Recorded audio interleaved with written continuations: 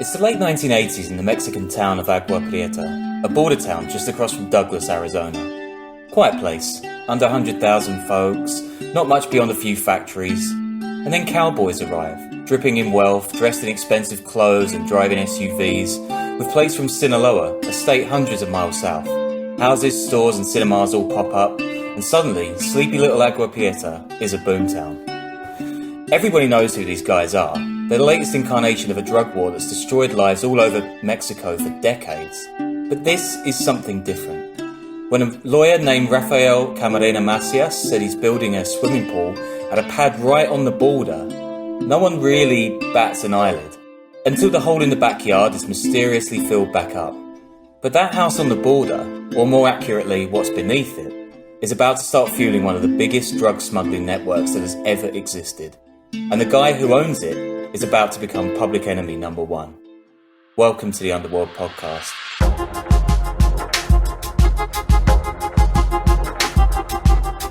So, hey guys, I'm your host Sean Williams, and I'm joined today not by Danny Gold, but journalist Noah Hurowitz, who's been submerged in a life of El Chapo for like 3 years now. I mean, you must be thrilled to spend another hour or so talking about him, Noah.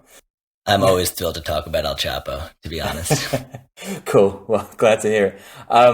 Noah got first onto El Chapo reporting his trial for Rolling Stone in New York City in 2018, which ended like 9 months later, was it? Or how long was the trial? It was like 3 months of sort of daily hearings until it was like November 2018 to February 2019. He was found guilty February 12th, and then a few months later, like in June or July, he was sentenced to life in prison. But it felt like 9 months, I'll tell you that. Yeah. And you've got a book coming out. I think when we're recording this, I think it's like this week. And the book's called El Chapo: The Untold Story of the World's Most Infamous Drug Lord. And you were out in Mexico a ton, spoke to loads of family members, associates, friends, agents. It's like really deeply reported. I had a blast reading it, loved it. And I know a lot of our listeners will already know a ton about El Chapo. So we're going to focus on one of the untold parts of his life that your book gets into in this pod, which is his early life and how this boy from a tiny village in the middle of nowhere suddenly rose to become like the biggest narco in Mexico, one of the biggest in the world.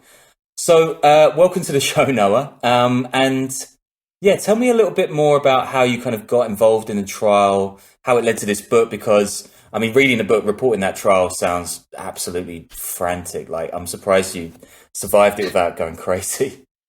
I'm not sure I did. And it still feels like it's still going. I had covered some domestic drug policy in the United States prior to the trial. But I really got lucky getting the gig covering the trial for Rolling Stone, and it was, it was just day in, day out madness. When you cover anything in federal court in the U.S., you can't have like a phone or a laptop or anything, a recording device in the courtroom. And so, I was taking notes by hand for 8 hours a day, which was, I sort of reacquainted myself with my handwriting, which I look back at my notes sometimes. And like, luckily I have pretty good recall, so I can kind of remember what the hell I meant by something. But like, yeah, it was a lot. My hands were constantly cramping up, and it just felt like being in this little like spaceship almost, just like sort of like sealed off. Like, to get into the courthouse, you needed to get in line.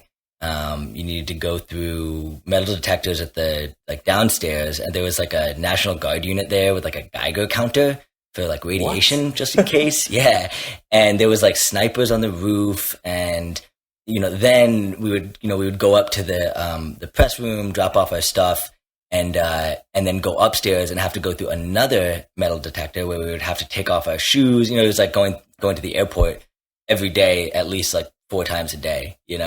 And so yeah, it really was pretty wild. By the end of it, like around the jury, when we were waiting for the jury verdict, we were getting there like earlier and earlier in the morning to sort of get in line in in hopes of actually getting into the courtroom and not just the overflow room for the eventual verdict, because we wanted to see the reaction or whatever.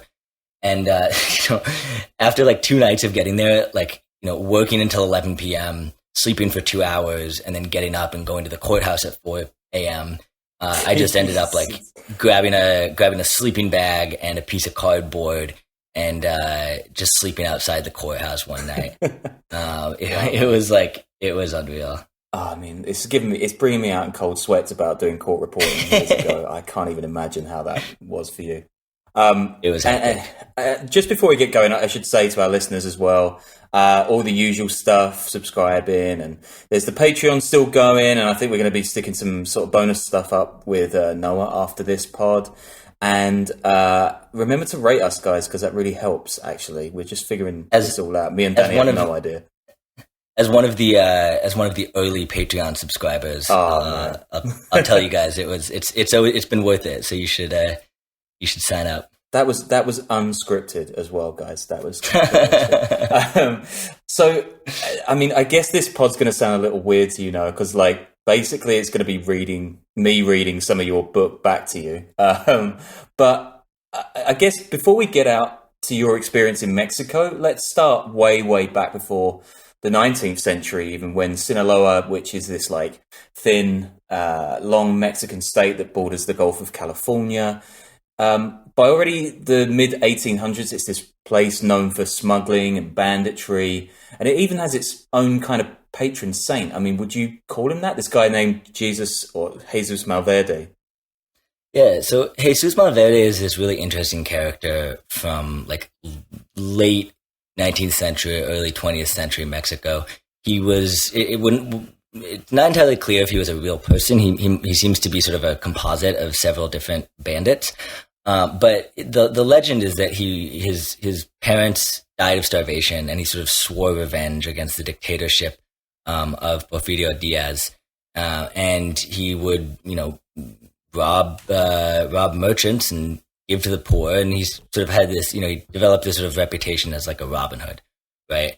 And he was eventually, the legend goes that he was eventually caught and hanged, and sort of just, buried in a shallow grave, and that peasants who revered him started to sort of leave like little rocks on the site of his grave that became these cairns.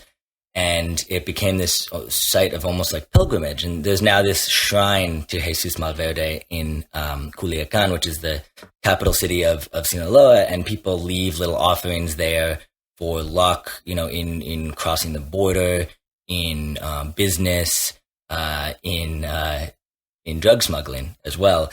And he's often mentioned sort of in context with El Chapo, because, El Chapo is now the sort of like best known native son of Sinaloa. And I think that that's really interesting. And that's something that I sort of like tackle head on in sort of the first part of my book. Is I wanted to sort of confront this idea of El Chapo and other drug traffickers as these sort of like the boring academic term for it is like social bandits. These sort of as sort of like rebels or outlaws. And what I found, in my research, and there's been a lot of really good scholarship on this, is that drug traffickers really weren't and aren't necessarily the outlaws that we might think of them to be, at least not in Mexico. They actually occupy this sort of curious and really important role in areas like Sinaloa, where they had this sort of constantly renegotiated relationship with the state, where they functioned as sort of a method of control over peasant communities. They meted out violence when need be, but they also, the largesse of drug trafficking provided sort of inflated wages for peasants and prevented, agitation, prevented, social turmoil that might otherwise have arisen. And so, rather than being opposed to the state, I view drug traffickers as, particularly in the 20th century in Mexico, as being sort of a really key pillars of support for the regime that ruled Mexico from 1930 Right. to 2000. Yeah, and we're going to get into a bunch of that later on as well in this show. But it's like kind of incredible how this one state, more accurately, I guess it's like a bunch of towns and villages in the state's interior, how this like tiny area has birthed some of the most brutal drug lords in history, really. You've got El Azul, the brothers Beltran Lieba. I thought my Spanish would be better after like 2 weeks away in Spain, but it's still shit. El Chapo and, of course, El Mayo, this current leader of the Sinaloa Cartel. And by all accounts, the cartel seems to be going pretty strong even after the arrests, the battles, the escapes, the interviews with Sean Penn, the trial and conviction. I mean, they seem to be doing all right these days still, right?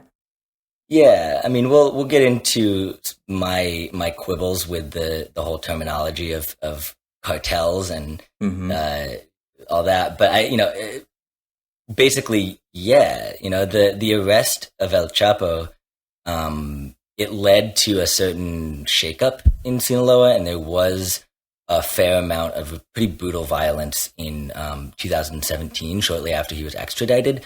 But for the most part, yeah, I mean, the organized crime in Sinaloa is still very strong, and actually, Sinaloa is actually more calm than a lot of other areas of Mexico because there's less infighting and there's less sort of, there's fewer, there's a lot of different factions of what we refer to as the Sinaloa Cartel. But in general, there's less competition between sort of atomized, organized crime groups, like what we see in Guerrero or Guanajuato or Tamaulipas, where there's a lot of competition, a lot of fighting, and a lot of violence that is really inflicted on innocent people, extortion, kidnapping, disappearances.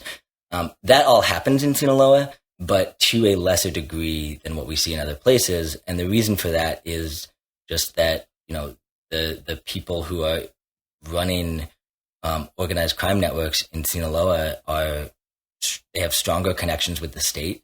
They have, more support among people. And the arrest and extradition of El Chapo didn't really change all that much. Yeah, I mean, that was something that I was really struck by reading your book. It actually is the kind of, hand in glove situation with the state and narcos. But as for El Chapo, Joaquin Alquivaldo Guzman Loera is born in 1957. And he grows up with 4 brothers and 2 sisters in the tiny little village of La Tuna, which is really in the middle of nowhere. Like, this place is a half-day's drive from the Sinaloa state capital, Culiacan. Is that correct? I feel like that might be good. Yeah. Playing some games with me. I don't know. Google Maps is not the most reliable up there. To get from Culiacan to La Tuna it takes a while. You drive like an hour up the state highway, and then you turn off onto a smaller state highway and you drive sort of an hour up the road into the mountains to this town called Badiraguato, which is sort of the municipal seat up there, sort of the county seat. And then you drive through Badiraguato, and you go over this bridge. And sort of as soon as you cross the bridge, you lose cell phone service. And then you drive another hour or so up that highway, and you finally get to a little turnoff, and then you run into the checkpoint. And there's there's armed guards, and maybe I can talk about that more in a bit. But it's another hour or so off that road. Wow. On a dirt track that is often impassable in the rainy season, and in the dry season you can get through pretty easy. And up and down. The first time I did it, actually, my fixer for some reason had a car that didn't have 4-wheel drive, and it was not easy. I'll tell you that. So yeah, it is quite a hike to La Tuna. Yeah, I'm sure it was even during El Chapo's childhood. I'm sure it was even more difficult. Yeah, I mean, you described this little place, this little horseshoe shaped town with this pretty red pagoda that El Chapo built for his mother, and this blue and white church that was also bought with his cash. Did you have permission from the guys? Did you have to sort of, call it in when you went to La Tuna? Like, how did that all go down? So I worked with a fixer named Miguel Angel Vega. He's the best. We became good friends, and he has sort of a standing agreement with a resident of La Tuna who is related in one way or another to El Chapo's brother, this guy named El Guano, who currently controls that area. And so, Miguel will text his contact up there and say, "Hey, I'm bringing another gringo up there." And when we got to that turnoff that I mentioned, the first time, we were stopped by like 3 or 4 young armed men, carrying like AKs and I think one AR-15. Cool. And they, it was that. This was my first like experience with sort of like armed non-state actors, if you will. And so I was a little bit nervous, and it was like, they came up to the passenger side window, and we roll down the window, and they say to me like, "Hey, do you speak Spanish?" And I do, but I was just like, I didn't really want him asking me questions. I wanted him talking to Miguel. So I was like, no, I don't. And so they're talking, and, Miguel says, we're here to see so-and-so. And the guy says, like, "Are you journalists?" And he says, "Yes, but we're just here to see so-and-so."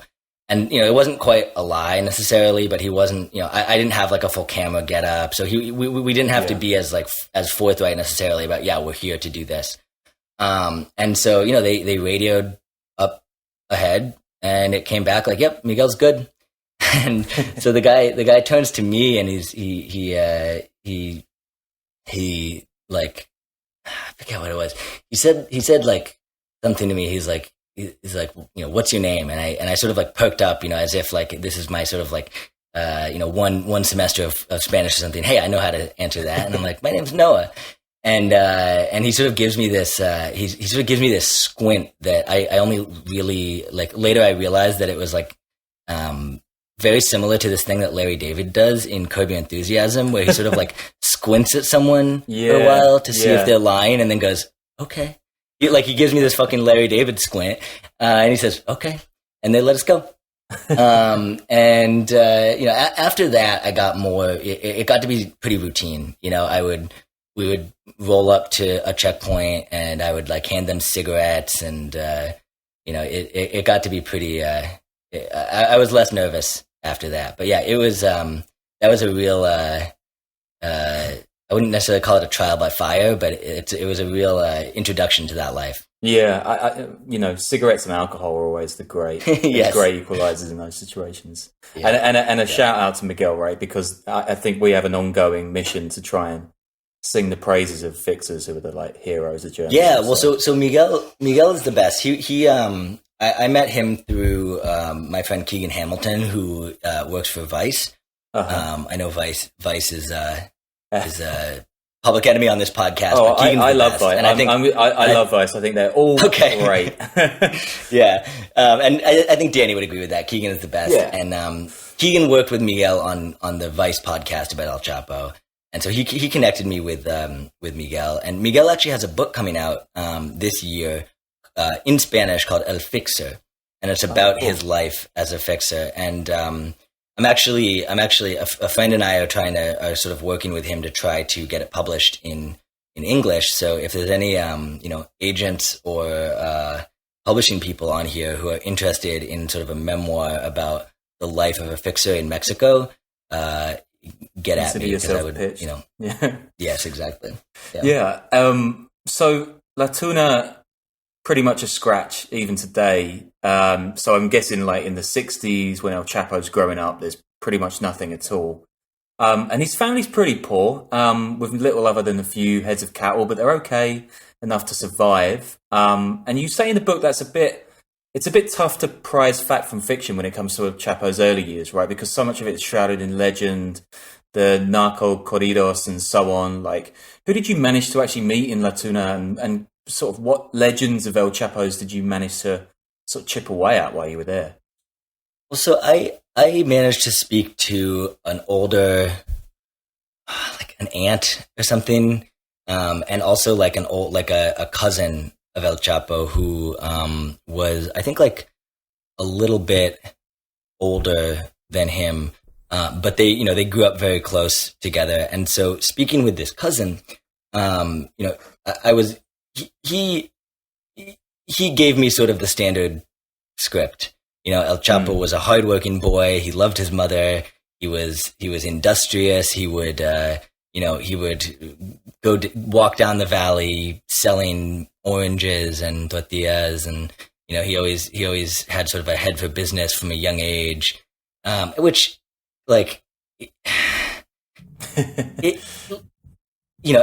it's fucking PR, and I get it, but in my book, what I quoted that part of what the guy told me.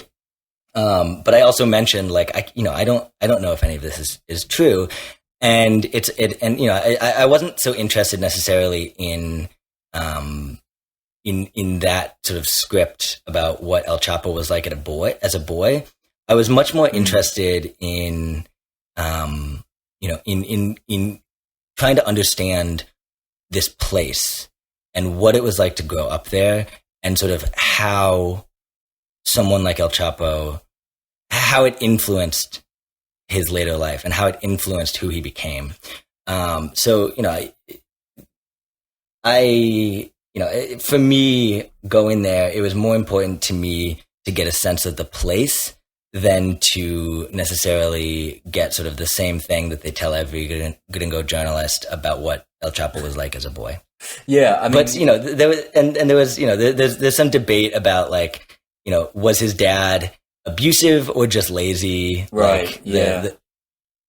So yeah, but it was of course really interesting to talk to these people about this. Imagine just this kid you grew up with becomes this like world historical figure, right? So that was interesting, but I wasn't too I wasn't too interested in the sort of what was El Chapo like as a boy discussion, because I knew that they were going to sort of give me the same line that they give everybody, and I get it. I'm not mad at them, but yeah, I mean, you say that one of his cousins told you that, like, his dad didn't like to work too much, but he was pretty much a good person. But like, whatever his dad was like, the young Joaquin, he seems to be pretty ambitious, driven. He's like holding bits of paper made to look like banknotes and selling oranges to folks on the main highway.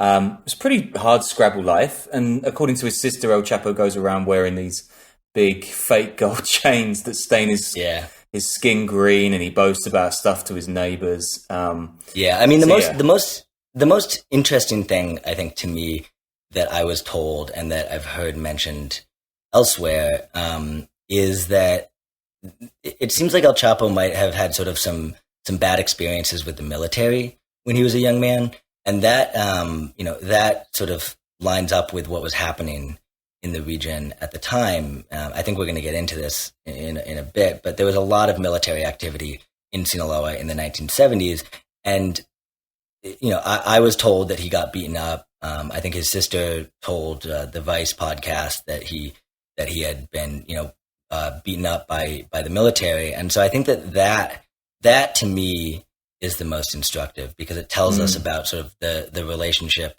that, not necessarily the relationship that like powerful drug traffickers had with the state, but the relationship that just these poor peasant communities who were involved in the drug trade, they were growing opium, they were growing marijuana, but they were at the bottom of the food chain. And so they were the ones on whom the state would come down when they had to make it look like they were fighting the drug trade. Right. And so that was to me, I think, one of the most interesting parts, was having this understanding of El Chapo's understanding of his relationship with the state. Yeah, for sure. I mean, so much of this stuff is absolutely fascinating. His story doesn't start with coke, obviously. At first, he gets involved in weed and opium, and these things have been the region's staple exports for over a century. Since Mexican-Chinese gangs sneaked under prohibition authorities' noses in the early 20th century. And actually, just like we learned in our Sister Ping episode a few weeks ago, there's this giant moral panic about the Chinese around this time. And just like it hit up north, Mexico went hard against its Chinese population. It prints all these nationalist newspapers warning about a threat, and this right-wing stuff actually turns into violence in the 1920s. By 1940, there's barely a fifth of the number of Chinese Mexicans than there was in 1926. So what do the local guys do? Well, they take over the Chinese smuggling routes, of course, and they get into the opium business themselves. And in the book, you lean on this as the foundation of the Mexican cartels, kind of. So how important was this ethnic cleansing of Chinese in creating the modern drug trade we see today? And, how did the Mexican drug industry look back then? Was it tiered, and what role did the state play in it? Yeah, so that was actually one of the most interesting things that I learned in sort of. It's so interesting. One of the first books I read when I was preparing for the trial was Joan Grillo's El Narco. Joan is the best. He's just the man. He was very helpful to me in sort of the early days of trying to understand this stuff, both reading his book and talking to him. And yeah, that really, I didn't know about that, and so the drug trade in Mexico, legal and illegal, developed in part in relation to Chinese communities in Mexico. They would sometimes grow opium for personal use, as we may know, opium was sort of forced on the Chinese by the British. So it's not fair to say that they were responsible for it. But by this point, opium has taken root in Chinese communities, and it sort of it came with them to when they came to Sinaloa and areas of the western United States to build the railroads. And so by the 1920s, some of the more organized drug smuggling was being done by these sort of Chinese syndicates, many of which were related to these organizations called tongs, which I think you talked about on the Sister Ping episode. Yeah, they're sort of merchant guilds kind of things. Exactly. And so the reason that I find this so important, this sort of ethnic cleansing episode, is that it wasn't just about the drug trade. It was about the formation of modern Mexico.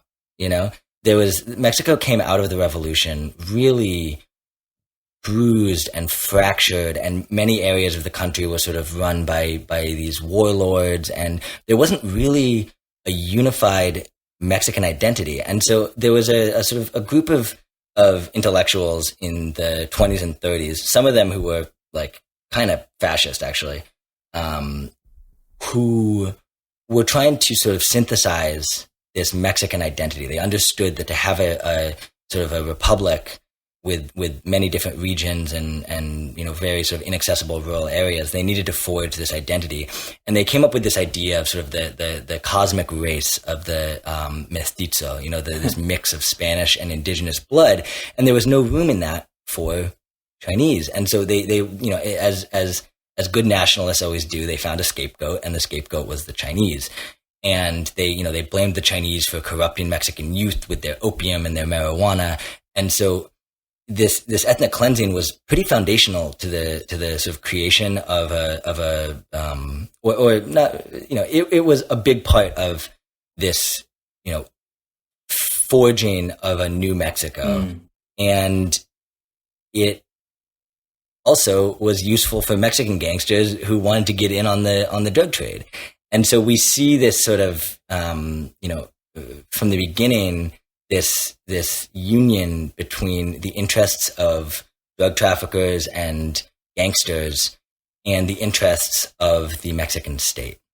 Yeah, I mean, and we rattle all the way up through to the 1970s when El Chapo's kind of a young kid. And, this relationship is really cozy, entrenched, and I mean, it seems like the state pretty much picked and chose who they wanted to get big, and they could destroy plantations or, levy taxes on some people. They're pretty much just like kingmaking, right? Well, it was essentially a state-run protection racket, It was like in, the way that the mafia developed in immigrant neighborhoods in the United States was that they would do protection rackets, right? They would say, hey, we'll protect you if you give us some money. And really that's just extortion, right? It's not real protection. But the way that it worked in Mexico is that, the local authorities would have sort of a designated trafficker that they would work with, someone who was discreet and understood politics and knew how to keep people under control. And so that drug trafficker would sort of, would collect taxes from people operating in his area, and he would pay the state. And so anyone who didn't pay taxes would be subject to the law, essentially. Because the drug trade was illegal, it allowed this greater control by the state, because they could, they had an excuse to arrest you or kill you or confiscate your drugs if you weren't playing ball with them.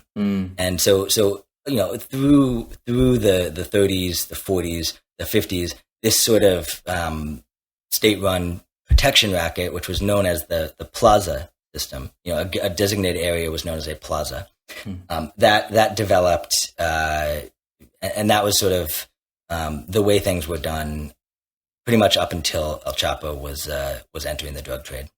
Yeah, I mean, you mentioned this episode in 1975, so he's 18, 17 or whatever, and it shows this kind of capricious hand of the state, I guess, where this team of state troopers emerges from 3 helicopters in a town next to La Tuna, looking for young men involved in one of the cartels. And when these guys can't find anybody, they open fire on some young boys, 2 young boys, and they injure them both, and they claim the boys had actually fired first, because of course. And El Chapo's sister actually refers to this episode in a later documentary, saying, quote, "They didn't allow us to say anything." So I guess you have this general lawlessness, or this general kind of arbitrary idea of law, and the country doesn't really function on justice or fairness. It's like more a case of who has the most clout, or who's shaking the most hands wins. So that's the world that El Chapo grows up in. And he's strutting around in gold chains, and he's keeping fake banknotes, wanting to be rich. He leaves school after elementary, and he's said to be illiterate, although, I mean, is that actually the case? I don't know. I think he's like somewhat literate. During the trial, he would often be writing notes, and we know that he did sometimes text, like on later on, way later, he would he used BlackBerries to communicate with his lovers and associates. He thought they were more secure. It turned out they were not. Oh, but so the point being that, yes, El Chapo was not fully illiterate. I don't think he was necessarily a big reader. But I think he had other kinds of street smarts. Yeah. I mean, at some point when he's really young, El Chapo gets in with the brothers Beltran Leiva, who aren't far from La Tuna, right? I mean, how did that all happen? Like, So the Beltran Leiva brothers grew up in this little village called La Palma, which is on that, I mentioned that little dirt track to La Tuna. La Palma is on the way. A lot of, as you mentioned, really well-known drug traffickers are from this really small little area. The Beltran Leivas are from La Palma. This guy named El Azul is from, I think this nearby town called Huixiopa. Like, it's all of these very well-known people are from this area. And so he was like, it's unclear what his relationship was with them. They might have been cousins. I mean, everyone's cousins up there, but, so they were sort of entering the drug trade together, and they were entering the drug trade, around this time where, all right, I'm going to talk about Operation Condor. So around the time that El Chapo and the Beltran Leiva brothers were getting involved with the drug trade, the status quo was sort of starting to break down a bit in Sinaloa, and a big reason for that was this military operation, which is known as Operation Condor, not to be confused with the sort of state terror operation in South America against leftists. Yeah. So Operation Condor was basically the Mexican government was under great pressure from the Nixon administration to confront the production of drugs in Mexico. as I'm sure our listeners will know, like the war on drugs is often used as sort of a cudgel by the United States to get other, Latin American governments in line, and the U.S. sort of decides when it does and does not care about drugs.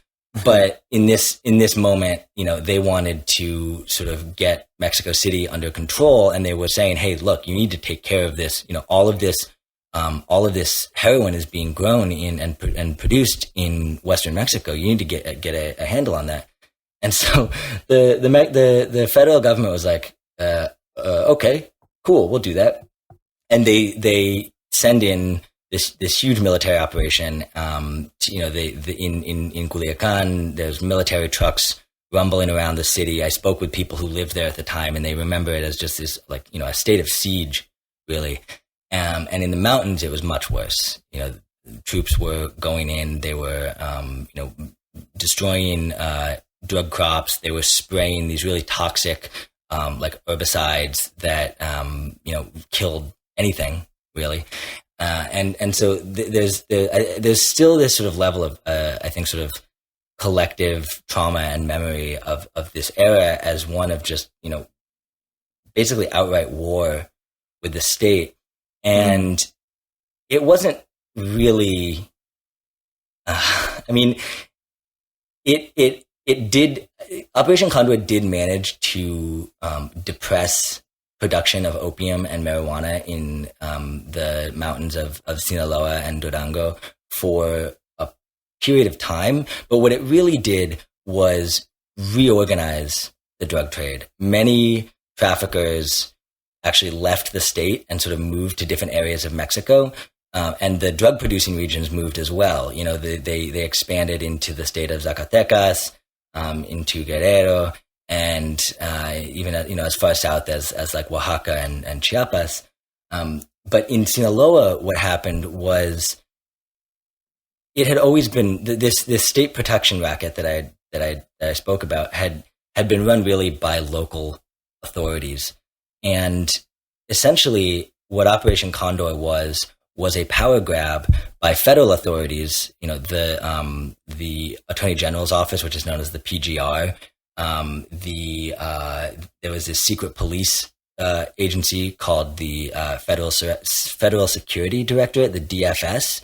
And so the PGR and the Federal Judicial Police and the DFS really sort of took over the control of the drug trade from state and local authorities. And, I think we see this again and again, that the sort of stated goals of an anti-drug campaign are, we're going to destroy the drug trade. And that never happens. But what does happen is these ulterior motives of sort of, rearranging control. And so that was around the time as well that El Chapo and others sort of were forced to leave Sinaloa so that they could work elsewhere. Yeah, I guess that broader war on drugs, wherever it is kind of like the biggest petri dish for kind of disingenuous state bullshit. Yes, and Mexico is no different. Yeah. I just wanted to take a quick diversion at this point because I want to mention women in El Chapo's life as well. So he marries his first wife, Alejandrina Maria Salazar, in 1977, and he's barely 20, and they have 3 kids together. But he soon moves on to another woman, a bank teller. He's said to have kidnapped so he could marry her. Is that true? I don't know enough about that episode to really comment on it, but that is what they say. Yes, and he marries a third woman, Griselda Lopez Perez, and he has 4 kids with her. And you write that it's unclear whether he even divorced any of these women at all. This all sounds exhausting, to be honest. But I guess he's definitely a narco by that point, albeit a pretty small time one in the grand context. And I'm just mentioning all of this because some of the grimmest stuff to come out of the trial was actually to do with his actions against women. Can you tell us a little bit more about that? Because it really sort of smashes the romantic idea of this Robin Hood narco legend sort of into the long grass a little bit. Yeah, I think that the the sort of darkest stuff that we know about El Chapo personally is his treatment of women. And, I think even in the more, even in the less like evil aspects of it, he probably wasn't the best husband. You say like this sounds exhausting, but I doubt that he was spending much time thinking about his relationships as like partnerships, So it's probably less exhausting when you don't, have any desire to treat your wife well. But so, later on, when El Chapo was in prison for the first time in the 1990s, he would bribe the guards to sort of, bring in sex workers and allow conjugal visits with his wives. And one of the women that he had a relationship with at this time was this woman named Zulima Hernandez, who was a prisoner at this prison, Puente Grande. She was like one of the only women prisoners there. And from what we can tell, they had a fairly consensual relationship. They would have, she said later that they would have long chats about his childhood and how he was, he was never going to be poor again.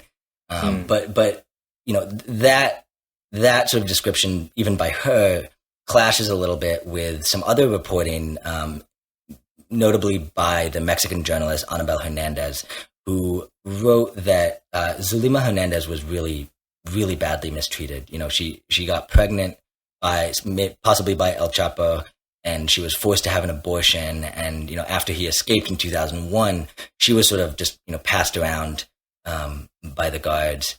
And so we begin to see a picture of El Chapo as this sort of womanizer, right? And you mentioned sort of, grim stuff coming out at trial.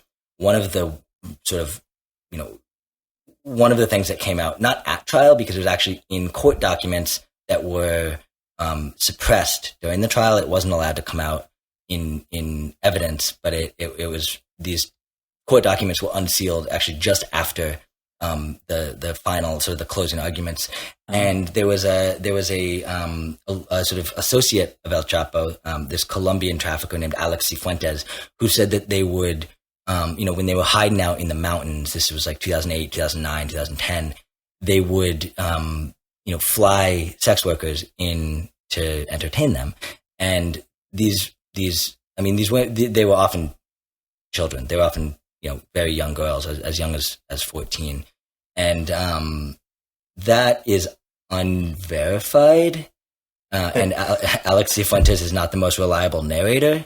I encourage you to read the book to find out more about him. So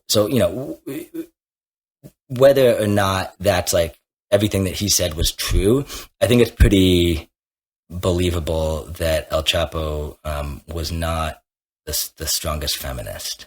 Right. That's very diplomatically put, yeah. So we get to the formation of the Sinaloa Cartel, I guess, with Condor. And we've got this plaza system that you mentioned before that's kind of keeping everything pretty rigidly sort of structured, I guess. And then we get to this guy called Pedro Aviles Perez, and he's called the Mountain Lion, and he's kind of the proto-narco, right? He comes through the ranks in Sinaloa in the 60s, pioneers the use of airplanes to smuggle opium and marijuana to the US during the hippie years. That's right, by the way, free lovers. Your love of weed and smack was fueling the drug war south of the border, just like coke-sniffing golden geckos of the 80s. Yeah, and that's a really good point, actually, Sean, is like I talk about sort of the place and time that El Chapo came from and how I was interested in that almost more than his personal behavior as a teenager, a young man. Yeah. And the hippie boom really sort of turbocharged the drug trade in Sinaloa. There was this radically augmented demand because everyone in the U.S. was suddenly smoking a shit ton of weed, and it had a really huge effect on Sinaloa. Everyone and their mother was becoming a drug trafficker. Culiacan was becoming, everyone was rich and reckless and shooting their guns off in the air, and so Pedro Aviles was really one of the big guys around at the time. Him and this other guy named Lalo Fernandez. They sort of were the most, I wouldn't call them high ranking necessarily, because I don't really think that there was that kind of hierarchy necessarily, but they were the most sort of stable and like connected to the state. And so Aviles is he's from sort of around the same area as El Chapo, and he's often, again, there's all of these sort of legends about where El Chapo, how El Chapo entered the drug trade. And one of the stories is that he was, closely working with Pedro Aviles. I've never been able to confirm that. And I honestly, I'm not sure that I fully trust that, because I think that there's a tendency sometimes to take sort of the a few people whose names we know and say, oh, El Chapo was working with Pedro Aviles. I'm sure that they like came into contact. But I was never able to confirm that he was, his driver or his bodyguard. I was actually told that by a DEA agent who was working in Sinaloa at the time. But honestly, I think that sometimes we sort of like retrofit these histories. I think that this DEA agent, like, I don't know if his recollection is from the 1970s or if it was sort of recreated later on. Oh yeah, El Chapo worked with Pedro Aviles.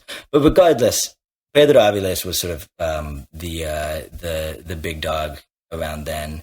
And I mentioned Condor, and really the biggest impact of Operation Condor was on peasant communities, and many of the big traffickers were able to survive that. Pedro Aviles did not survive Operation Condor.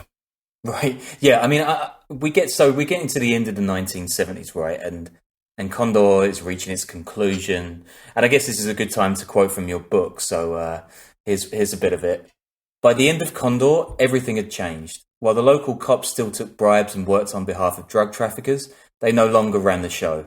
The operation wiped many of the old generation of drug traffickers off the map, particularly those who had begun attracting attention from the United States, including Pedro Aviles, whose name came up in scores of DEA investigations and was becoming a potential embarrassment to the politicos in Mexico City. Aviles and 7 of his henchmen died in a hail of gunfire in a northern area of Culiacan, an ambush that looked a lot like a massacre. So yeah, he definitely does not survive Condor. And into Aviles' shoes steps Felix Gallardo, and this guy is going to transform everything.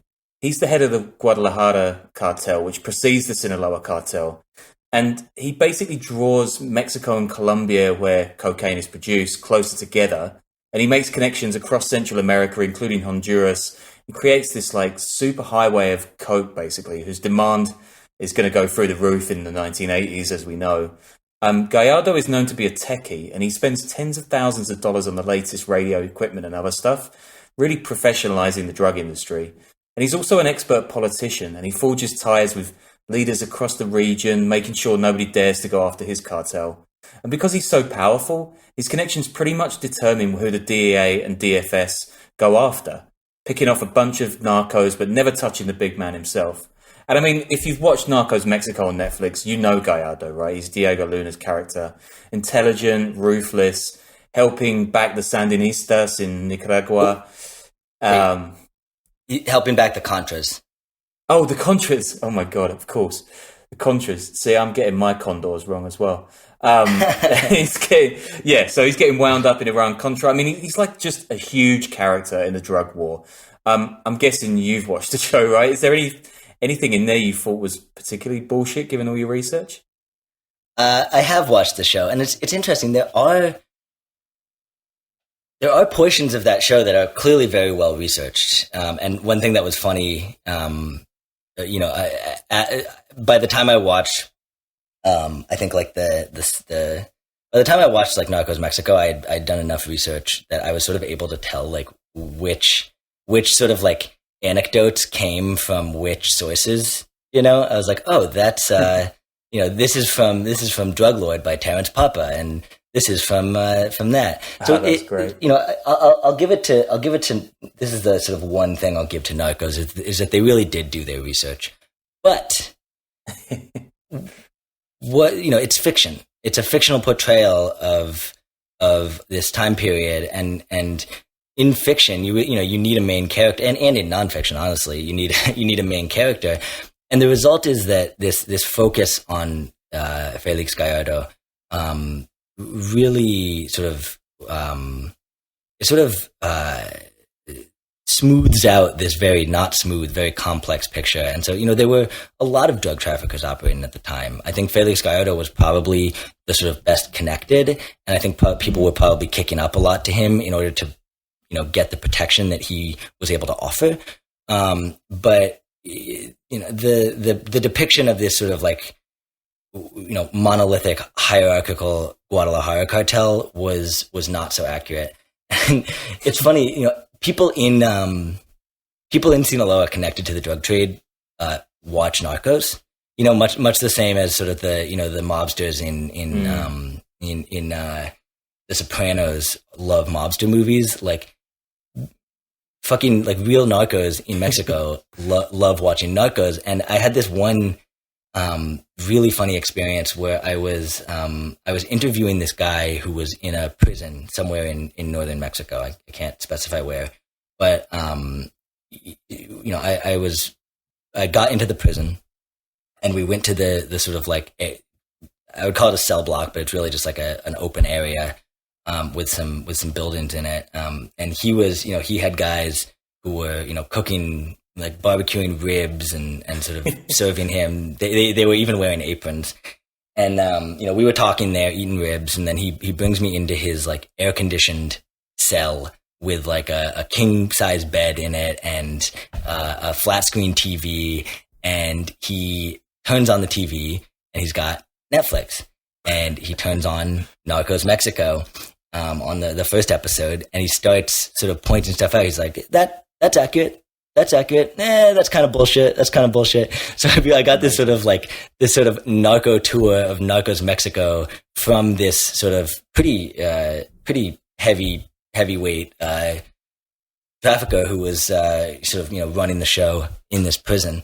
And I guess I think like my biggest problem with shows like Narcos Mexico is that I just I think Narcos Mexico does a pretty good job of sort of describing the entanglement that traffickers have with the state, but it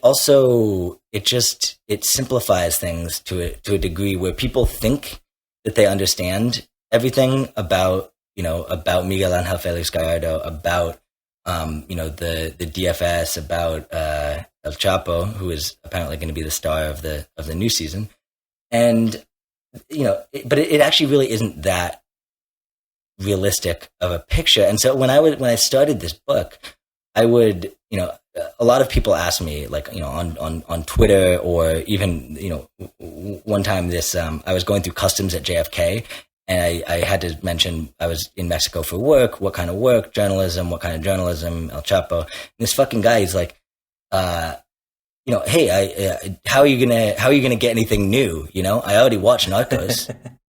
Man, this stuff becomes so I think canon, right? That's the kind of exactly danger of this. Exactly. Yeah. Exactly. And so I did watch Narcos Mexico. I actually have never watched there's a Netflix series just about El Chapo, and I never watched it because I didn't want to. There's enough information out there already that I had to be careful about not sort of just writing into the book, that I had to be careful about sort of, not coloring my perception. And so I avoided that show, El Chapo, even though I've heard that the first couple seasons are actually quite well researched. But I didn't want to get sort of influenced by that at all, because I know that, people watch those shows and they think they understand the drug trade, and it's not, it's not a documentary. How many times have you sat in a bar shitting on Netflix shows since you started doing a fair amount. Yeah. A fair amount. So yeah, I mean, Gallardo, whatever the truth of his kind of character is, he definitely blurs the lines between narcos, states, rebels. guerrilla fighters. I mean, creating this gigantic drug war mess, I guess we're currently in. And the rise of the Guadalajara cartel coincides with the cocaine and heroin boom.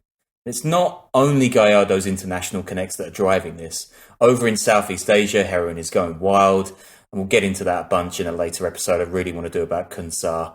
I mean, we've got stuff about that Southeast Asia heroin. Yeah, I mean, you see a lot of this like very similar dynamics, right? Of sort of these like local power brokers, these local warlords involved in the drug trade, but also involved as sort of almost like mini clients of the governments of the countries that they operate in, as you know, they help control the areas which would otherwise be hard to access and hard to control. And you know, you mentioned the Contras. Like,